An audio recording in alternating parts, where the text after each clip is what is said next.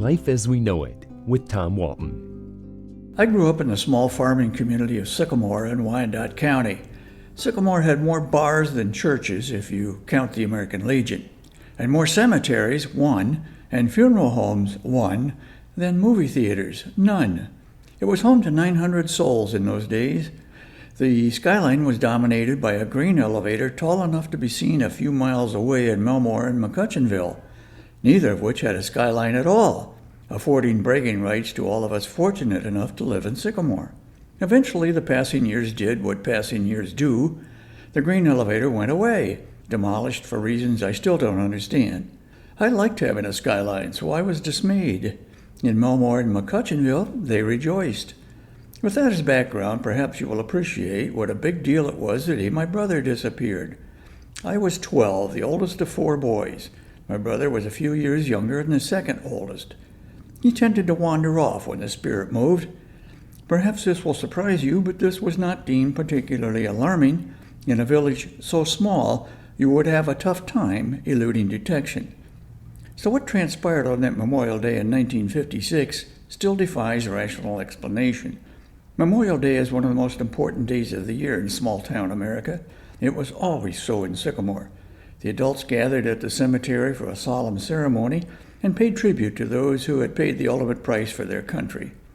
The kids threaded crepe paper through the spokes of their bikes and rode in the big parade down Main Street.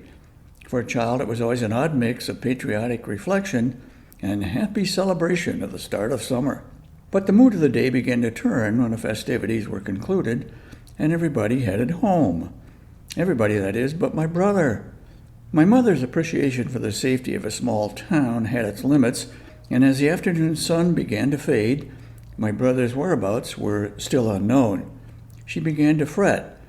None of us had seen him since the parade, which we knew he had watched in the company of my uncle.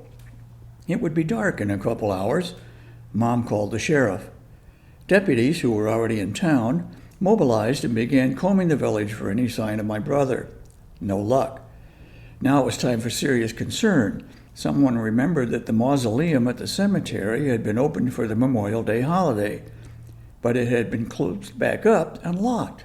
He couldn't be in there, scared half to death, could he? The sheriff ordered the mausoleum reopened. What a great story this would be if they found him in there, frightened but unharmed. But no. Except for its permanent residence, the mausoleum was empty. Mom was fit to be tied. One deputy decided as a long shot to check the bars.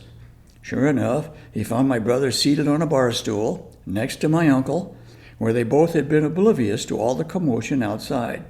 He was safe, and he was sipping cokes like there was no tomorrow. My uncle was also enjoying a beverage, although I'm certain it wasn't Coke.